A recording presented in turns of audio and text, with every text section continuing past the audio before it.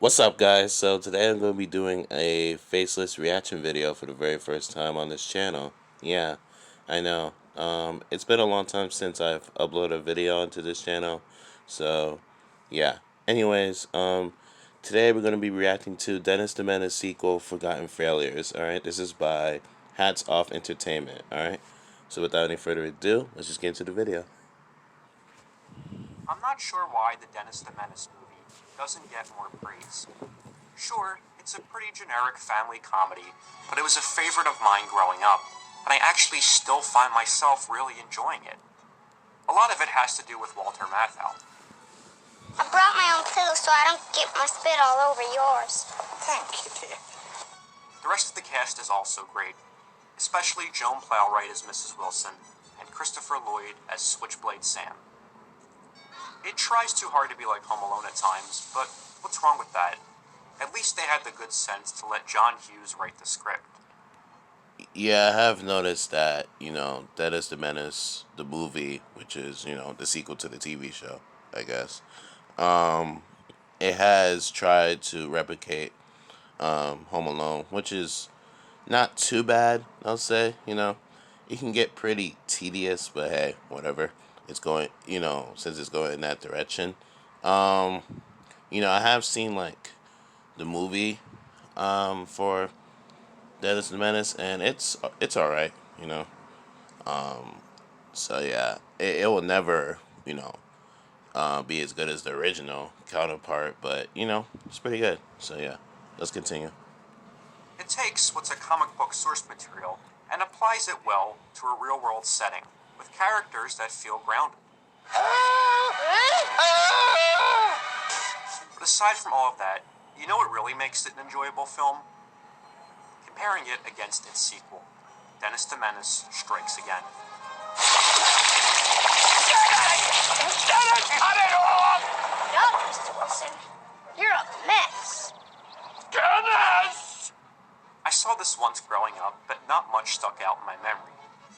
I recently revisited the first movie and found myself surprised by how much it holds up.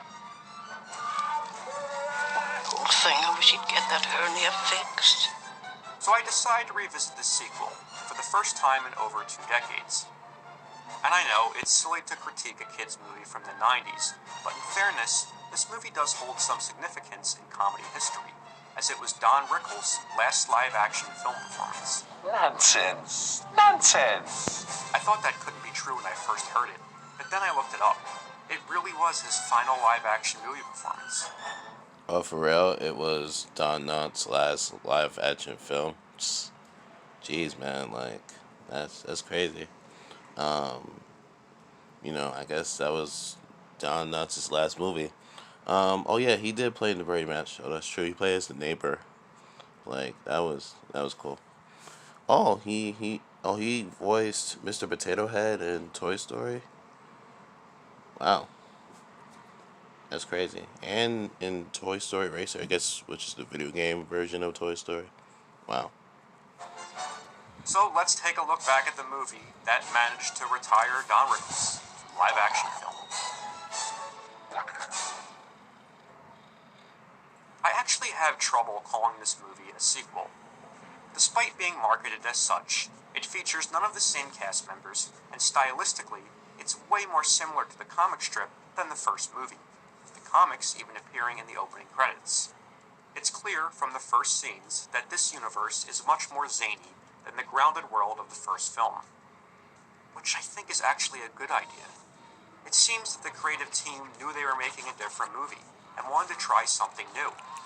There was this weird trend in the late 90s and early 2000s crazy. where kids' movies tried too hard to be like the cartoons that inspired them. Sometimes it worked, but most times it was a blend of 2 different tones that didn't quite fit together. But I do respect this movie for going in a completely different direction, especially with the Wilsons, casting Don Rickles and Betty White in the roles. I got this new kink in my shoulder, and every time I do that, it hurts me. Well, then don't do that. I mean, how do you screw up Don Rickles as Mr. Wilson?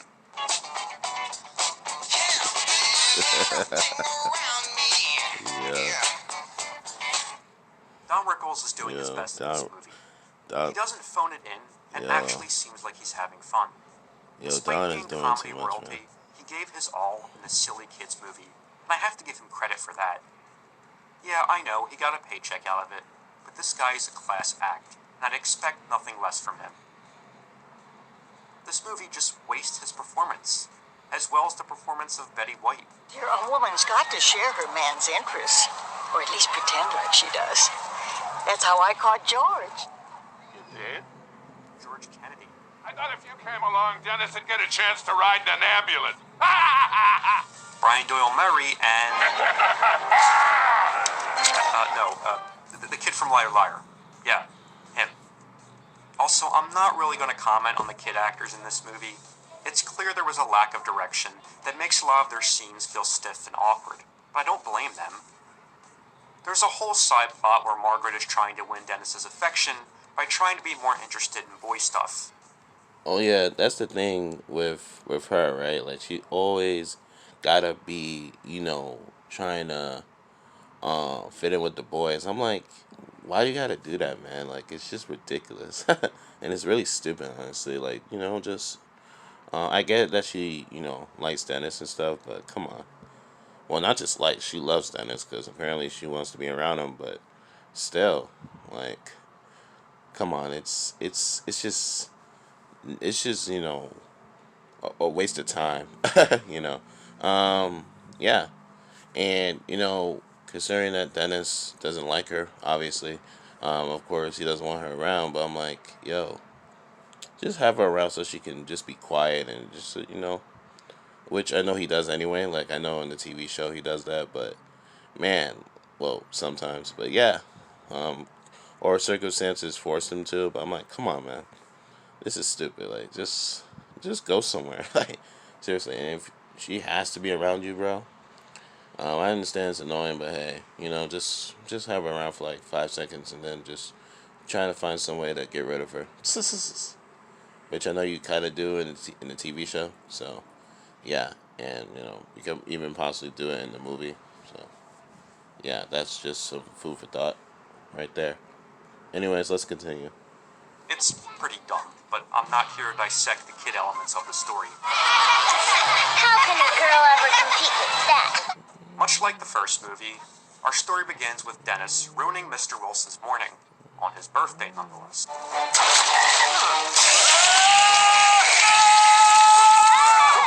Unlike its predecessor, though, the sequence is much louder, lazier, and dumber. Dennis just doesn't cause a couple of mishaps for Mr. Wilson here. He actually almost kills him this time. And also, it's kind of ridiculous that Mrs. Wilson hears her husband fall down the stairs. Yeah, like, why would you have that cake in your hands? What did you left that on the table? Like, it makes no sense. It feels like Mrs. Wilson had the cake in her hand on purpose, just so the cake can go on, Mr. Wilson's face. I feel like that was intentional because the directors were probably like, all right, well, we're gonna have you have the cake in your hand, all right? You're gonna get scared, and the cake's gonna all fall on Mr. Wilson's face. Watch, I'm gonna call it right now. And decides to come running in with the giant Yep, cake. I called it. I called it. Wouldn't she put it down first?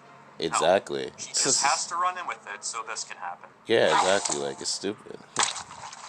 It just feels forced instead of natural. After Mr. Wilson's near-death experience, Dennis's grandfather, played by the great George Kennedy, shows up. Oh yeah, I That's the remember red his light district. grandfather. Wonder why Savage is hanging out down there. Sex, Frank? No, not right now, Ed. We got work to do. And announces he's moving in. From now on, I'm spending lots of time with Dennis. Every minute. Yeah. Which overjoys Mr. Wilson, because now Dennis will have a permanent target for his elder abuse. What a beautiful day. I'm baking another birthday cake. I should know to make 2 cakes. With Dennis around, you always wind up wearing the first one. Yeah, well, maybe that wouldn't happen so much if he didn't walk around the house holding birthday cakes. Exactly. Think of that, Mrs. Wilson? You could have prevented all That's that. where the movie starts to quickly Sad. get sloppy. Grandpa and George start to go to war with each other. For some reason, and it culminates in a series of bizarre physical jousts between the two, which are mainly just excuses for poor Don Rickles to mug for the camera.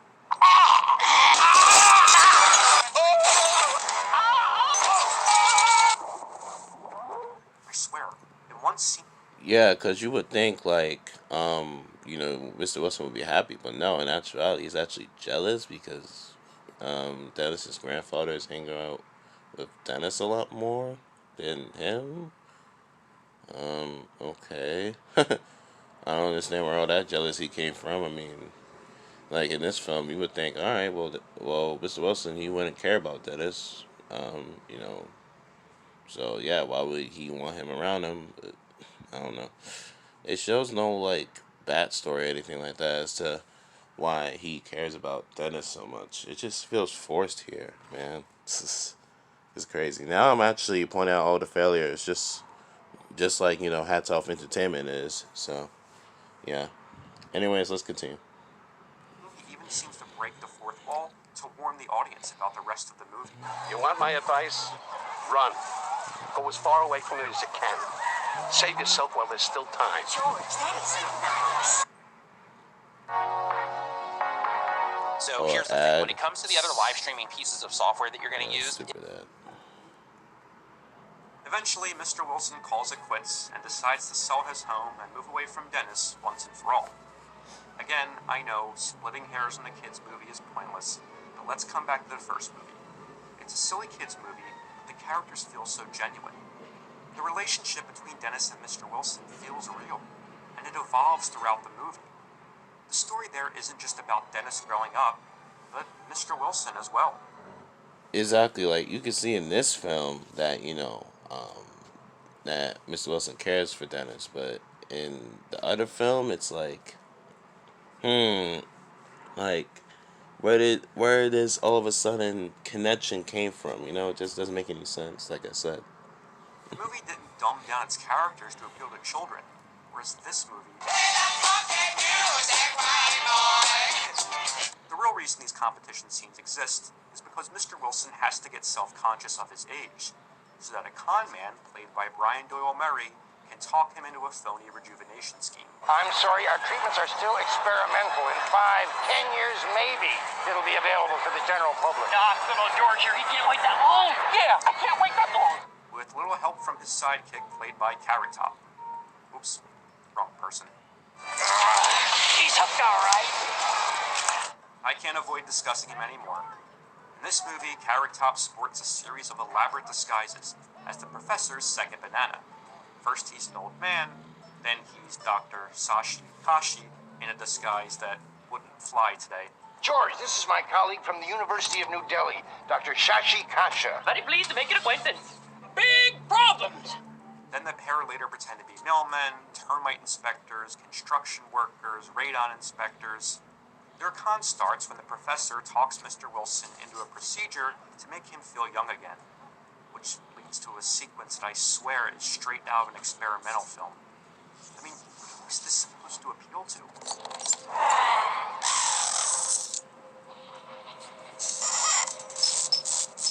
Then the two continue to con the Wilsons out of their money through their various disguises.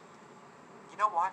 If the Wilsons can't identify Brian Doyle Murray and Carrot Top in disguise, two of the most physically distinctive looking and sounding people on the planet, then they deserve to be conned. Again, I know, kids movie, but I just hate how stupid the comedy has to be here. You know what, let's just come back to the first movie yet again. yeah, like Mr. Wilson, you were stupid for that. Like, come on. Obviously, they're con artists. You can see that. I mean, they've made a lot of mistakes, and especially for the jobs they were doing, that doesn't require a lot of mistakes. Like you should get that good on the first try. So yeah, like I said, this movie makes no sense. As a kid, the villain, Switchblade Sam, terrified me. I didn't even realize it was Christopher Lloyd back then. That's how much he disappeared into that role. He personified every conception I had about bad guys and robbers as a kid. His schemes weren't ridiculous either. They were simple and legitimate, which made the character all the more unnerving. But here the comedy has to be so dumbed down that it borders on disbelief. It just makes the Wilsons come off like total morons that they fall for this insane scam. No! You can't sell this house until all these problems. And also, I just want to say this, right? You know, these guys, right? They're complete idiots. Okay, I mean, I know I know that's the point, but come on, like if you seen these idiots like messing up everything in your house and all that, what did you think? All right, well, I'm not gonna hand you some money for something because you know I can see that you're not gonna get the job. You're not gonna get the job done right. Like, you know, this is stupid, man. Like you would have tore up that check by now. But no, of course we have to see Mr. Wilson and Mrs. Wilson, you know, getting mad at them. That's cool too. Anyways, let's continue. Are corrected. All of them? That's right. All of them? And despite not being written by John Hughes, this movie quickly becomes more like Home Alone than the first movie, as Dennis eventually stops the bad guys from getting away. Because I guess a 7-year-old has more intellect than several adults. Right? Like Officer George Wendt then shows up to arrest them. Mr. Wilson, you are a very lucky man. Dennis here has just captured the best con men in the business. Wait, did he just say the best con men in the business? These two? I'm sorry. Exactly. We're Like, very they're sorry. not the best comment. Like you can tell they're comment just off the bat. What kind of an idiot is gonna fall for that one? You'd be Mr. Wilson was the idiot that fell for that one. Why do you think they did all that stuff to his house? Because he fell for the tricks that they were playing on him. How did you not catch on to that? Whatever. surprised. Wait, he just said they were the best. Now he's questioning how anyone can fall for their schemes? Alright, someone needs to take the Wilson's car keys away after this. Yeah, like come on. At this point, like this movie makes no sense. Okay. You know, like, why would all this stuff happen? It's really stupid. Of course, the Wilsons decide not to move, and the movie ends pretty much exactly where the last one did. Wow. I think the reason I find this movie so offensive in its existence is because of how dumbed down the comedy has to be for its child audience. One catastrophe after another. The comedy in the first movie isn't highbrow either, but at least the adult characters behave like adults, and the children characters behave like children. The comedy isn't condescending. Tastes funny. The point of adapting comic characters to live action should be to give them some dimension and depth. If you're going to just treat them like cartoons, then there's no real reason to adapt the material. You're just going to waste the talents of Don Rickles and Betty White on what could have been a voiceover. That's why this movie is truly baffling. It wastes not only great casting, but also just a great opportunity. Nonsense. Exactly. Nonsense. In doing research for this video, I discovered that there are surprisingly 2 more live-action Dennis the Menace projects. There was a 1987 movie that has something to do with dinosaurs, and a 2007 Christmas one. I guess I'm bound to come back to both of these at a later date, but I'm just hoping they're more like the 1993 movie than this. Living disaster.